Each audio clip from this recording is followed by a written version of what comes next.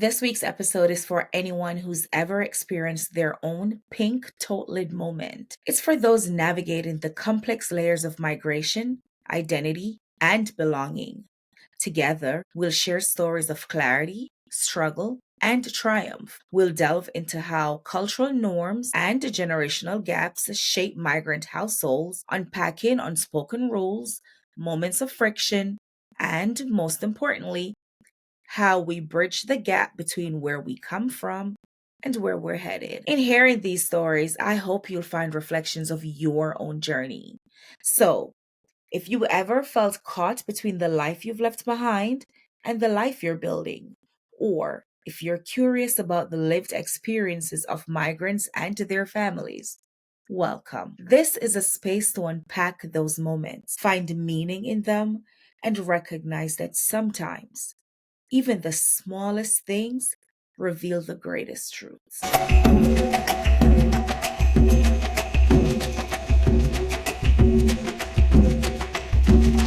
Hello, and welcome to another incredible episode of Migrant Minds. Let's jump right into this much anticipated discussion. If someone mentioned a pink tote lid moment, what would come to mind? When I asked a few coworkers, mostly men, they imagined something personal, feminine, or even secretive, perhaps tied to an individual's private life. But what's a pink tote lid moment? On the surface, it might sound like a random mundane object, a piece of plastic, part of a storage bin. And yet, life has this incredible way of hiding profound meaning in the ordinary. For me, a pink tote lid moment represents something deeply personal and transformative. To others, it may seem trivial or insignificant, but for many, especially migrants and first generation individuals, it symbolizes how seemingly ordinary things can carry extraordinary meaning. A pink tote lid moment is a metaphor for those instances when something small, a conversation, a memory, or even a mundane object triggers a moment of profound self awareness or clarity. It's a flash of realization that shifts your perspective, forcing you to reevaluate your relationships, identity, or life's trajectory. For migrants, these moments are often entangled with the complexities of living between two cultures. A pink tote lid moment could be the first time you recognize patterns of trauma that have shaped your life, or the moment you decide to break free from cycles that no longer serves you.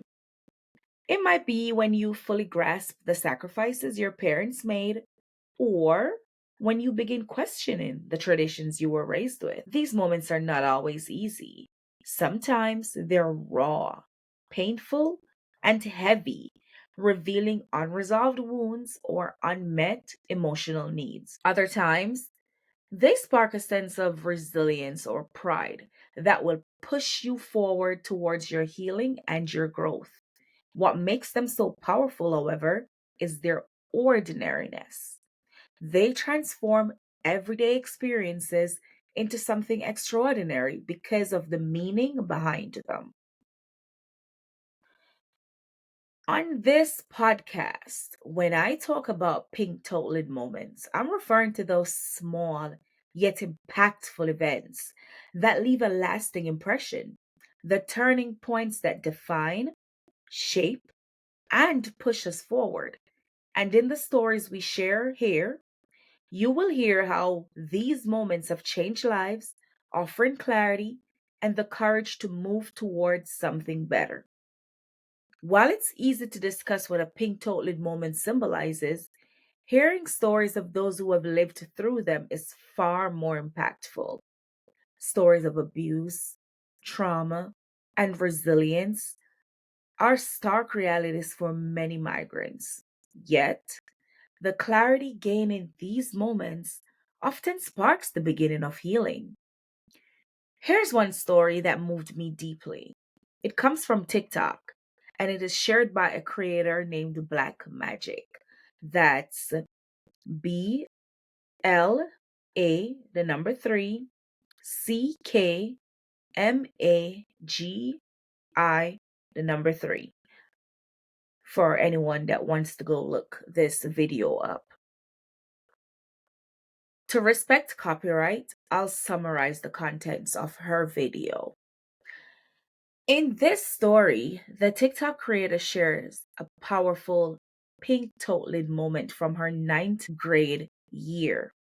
This was during Regents Week, and her immigrant father, unaware that there were no regular classes, insisted that she attended school. Like we all know how immigrants are. Well, a lot of immigrants when it comes to getting that education. So she left without any scheduled activities and she spent the day at school decorating a bulletin board.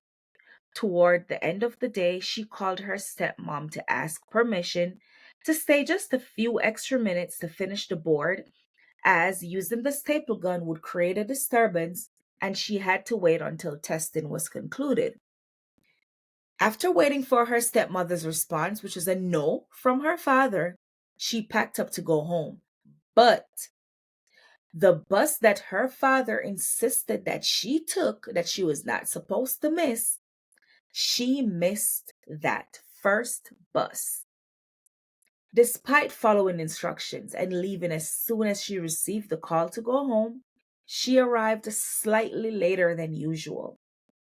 Her father, assuming that she had blatantly disobeyed him, he gave her no time to even enter the house before he violently attacked her upon her arrival.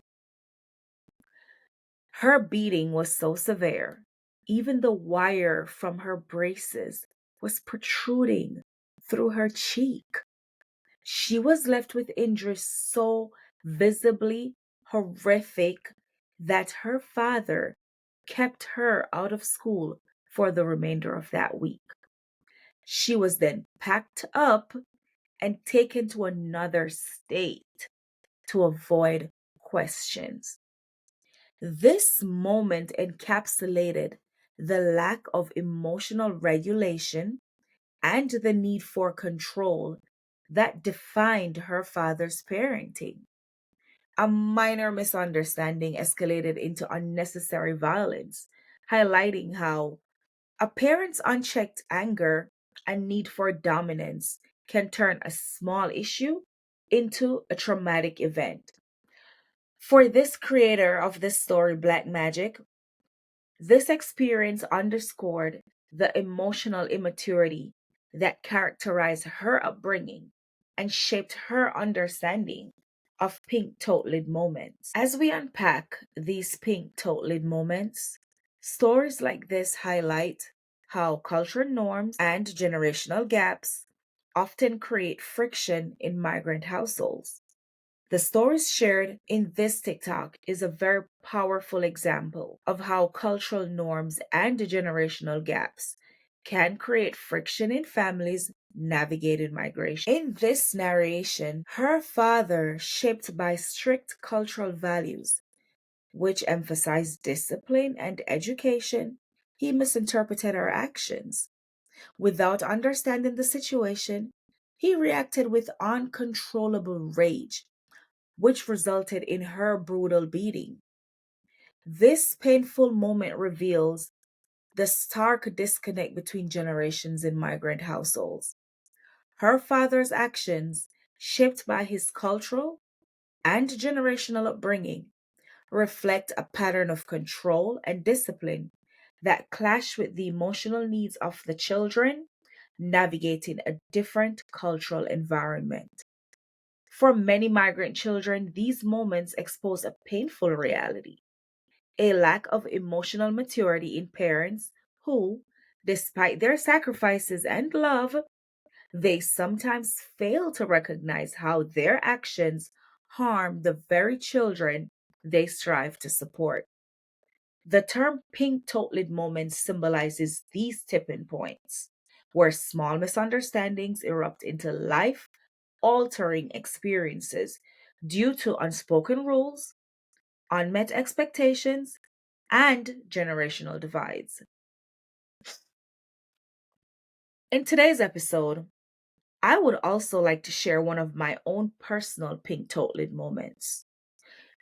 A time when something small, an innocent conversation, became something much bigger and more painful because of a lack of emotional discipline and understanding. It was a normal afternoon in rural Jamaica, and I was just a 13-year-old girl trying to get some help with my English homework. Something that we may think of as an ordinary task, but it did turn into something much bigger. I stopped to talk to an older friend on the street, someone I trusted, but when my uncle saw us talking, he misinterpreted that entire situation. We were not even close. There was no inappropriate behavior, but he did not see the context.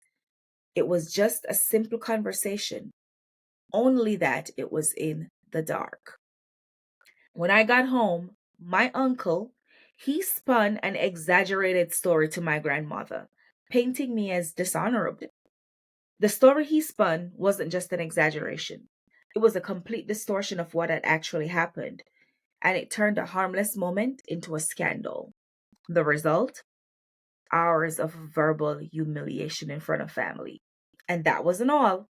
In the middle of the night, after I had finally fallen asleep from exhaustion, my grandmother poured ice cold water on me and told me to get out of her bed because it was not for horse. I had to sit on the cold floor in a corner in the dark, shivering, watching the clock tick away as the night wore on. I had school the next day, but the homework I'd gone out to get help for wasn't done, and I was left with a punishment that had left me emotionally broken. This experience, like many of our pink toilet moments, wasn't just about cultural expectations. It was also about generational misunderstanding. My grandmother and uncle, they're so steeped in cultural norms where reputation and honor were paramount, they lacked the tools to communicate with me in a way that allowed for understanding and growth. Instead, my intentions were misunderstood and their emotional responses took over, making everything escalated out of proportion. In this episode, I want to reflect on moments like these. These stories resonate deeply with migrants and their families. They reflect the conflict of growing up in a household rooted in traditional values while navigating a world with different norms. It's these moments that shape our lives, sometimes painfully. For our parents, these cultural norms were often survival mechanisms: respect for authority, unquestioning obedience, and the prioritization of family honor were deeply ingrained. But for children, growing up in a more individualistic society, these values can feel restrictive or even harmful. Finding balance, honoring the sacrifices of the past while building a future that prioritizes emotional well being and mutual understanding. Today's episode is a space to reflect on these moments, their impact, and how we can use them to bridge the gap between where we come from and where we're going. Even though my pink toilet incident happened in Jamaica, it's something many of us can relate to, whether we're first generation migrants or part of families that have lived in one place for generations. My story ties into today's topic because it highlights how cultural norms, often rooted in older generations, can clash with the realities of growing up in a different world. Mi- Migrant households are a perfect example of this, as children often grow up straddling two worlds: the culture they come from and the one they live in presently. My pink toilet moment came from a situation where the emotional and cultural disconnect between generations was clear. Just as in many migrant households, when parents, whether immigrants or not, fail to understand the reality that their children are facing in a new world, it can lead to misunderstanding, hurt, and even trauma. Some migrant parents may feel the need to exert control to maintain authority, especially when they perceive their children as becoming too westernized or drifting away from cultural values. Migrant households often prioritize this family honor and privacy, discouraging children from speaking out about abuse to avoid disgracing the family. In my pink toteling moment, the family hierarchy was established by my uncle and grandma, whose positions as older family members placed them in authority. These individuals meant to embody wisdom and guidance, but instead, they used their power to silence me and to enforce control without considering my perspective. This hierarchy wasn't about nurturing, it was about maintaining power and preserving family reputation.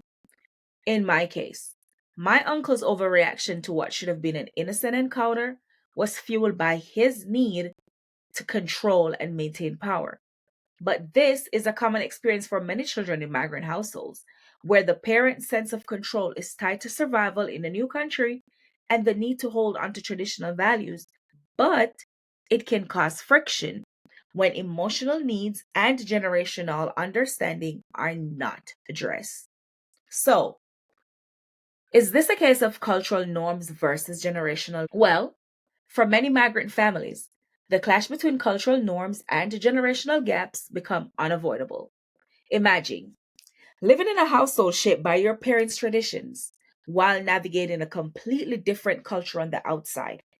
This tug of war often leads to misunderstandings, strained relationships, and isolations, with conflicts feeling even more intense. Parents may bring traditional discipline methods rooted in love and survival, but these practices can seem outdated or even harmful in a new cultural context. Values like respect for authority and avoiding challenges to elders, vital for family unity, can feel restrictive to children raised in a society that places much value on self expression. So, this collision between collectivist and individualistic values does create challenges. Children juggle honoring their parents' tradition while adapting to new norms, and parents struggle to preserve their culture while fitting into a new environment. The result is often deepened generational gaps and emotional distance. Well, what about hierarchy versus silencing and secrecy? My uncle's exaggeration of the situation shows how power within a family can distort the truth. Once the story is skewed, younger members are pressured to accept it without question, replacing the real story with a harmful one. In many migrant and traditional households, silencing happens when elders dismiss or disbelieve a child's perspective, enforcing their own version of events. This secrecy isn't always intentional, but serves to hide uncomfortable truths and protect the family's image, especially in close knit communities where reputation is highly valued. Silence and secrecy plays a role in false narratives. Instead of acknowledging that I was simply talking with a friend, the situation was twisted into something shameful. This distortion not only harmed my reality, but upheld a system where maintaining an image mattered way more than the truth. It also plays a role in emotional repression. I was forced to endure verbal abuse in silence, unable to defend myself, unable to speak out. This secrecy wasn't just about concealing the truth, but suppressing my emotions. I wasn't allowed to express my hurt, my confusion, or my frustration, thus making it harder to process the incident or challenge the authority that imposed it. Next, there is the issue of punishment for speaking out. The harsh punishment I faced wasn't just about a misunderstanding, but it was also a lesson in silence. The humiliation, the water thrown on me, the physical beatdown, and the verbal abuse shared in that TikTok story we went over earlier were all ways to enforce the idea that questioning the family narrative was totally unacceptable. Psychological effects of a pink tote moment are rooted in shame, secrecy, and control. They leave deep emotional scars that impact self esteem, emotional growth, regulation, and relationships. The silencing and control hinder healthy emotional expression.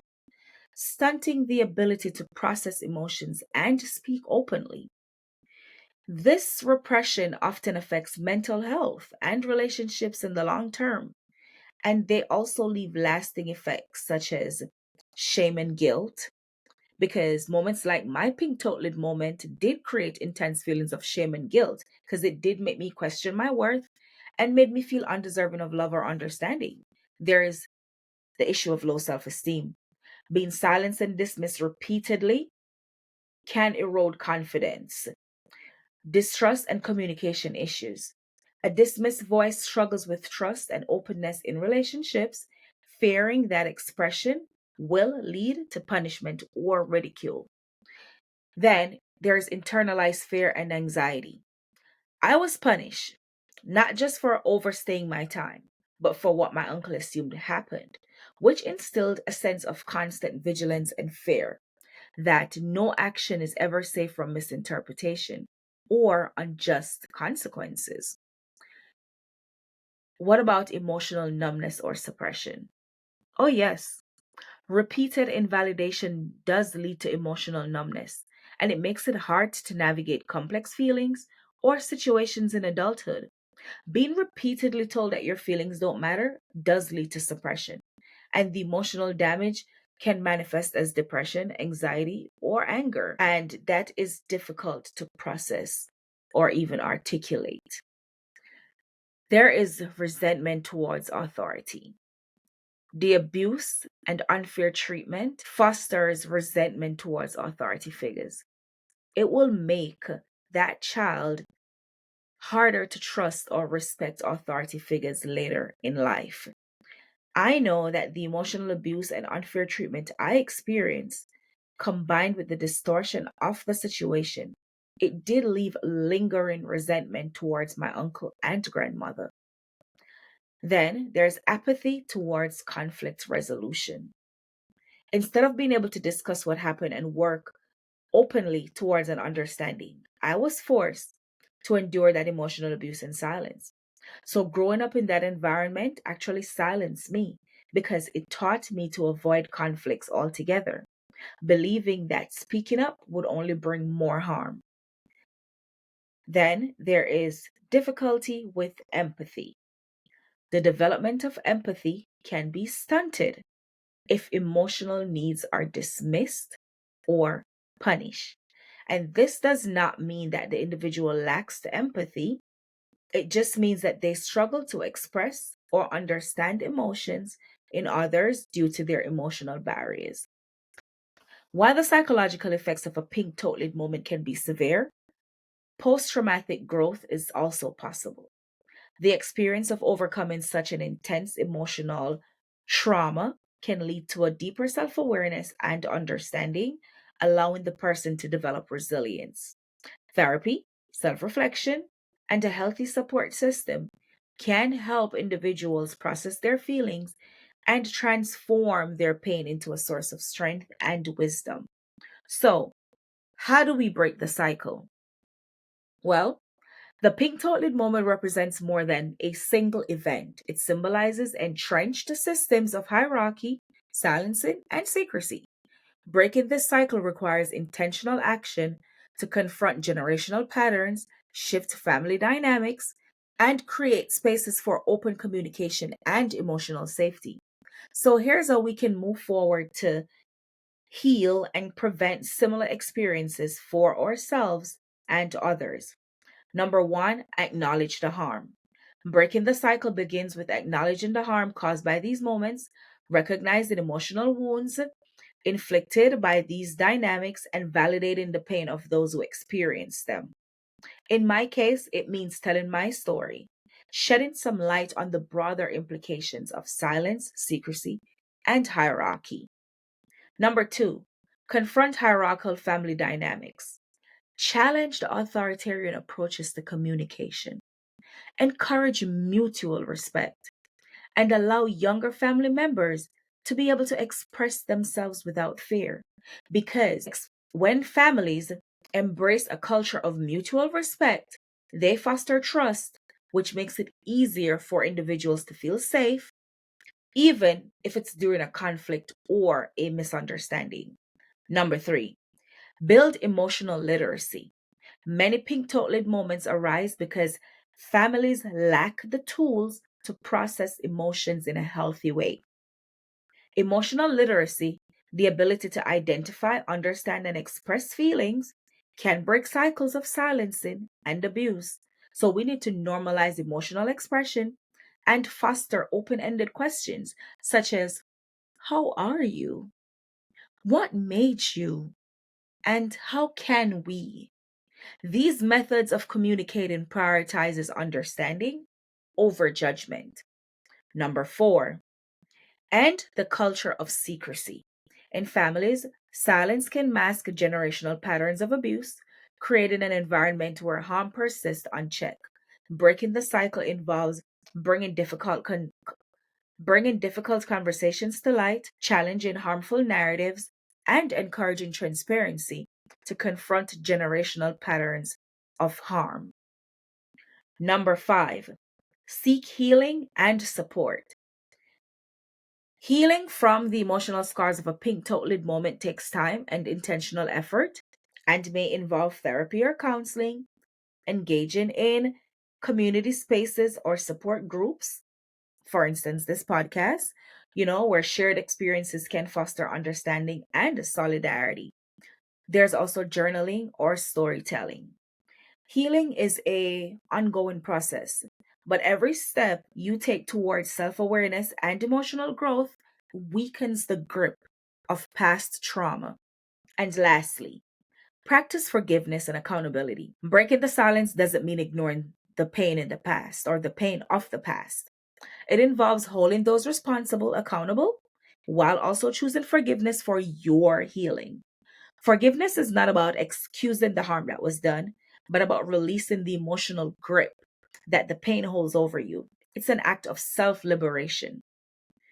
The pink tote lid moments shared by immigrant children underscores the importance of cultural understanding, accessible resources, and strong community support. Breaking the silence is a powerful first step towards healing and empowering migrant families to thrive emotionally, physically, and socially in their new environments. As we close, I invite you to think about your own pink tote lid moments.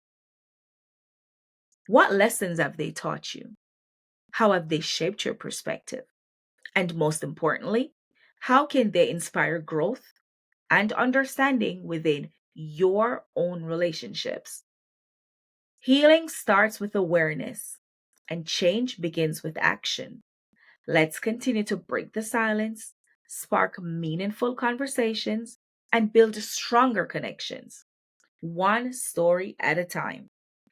Thanks so much for being a part of the Migrant Minds community, where every voice has a story. Until next time, take care and keep reflecting.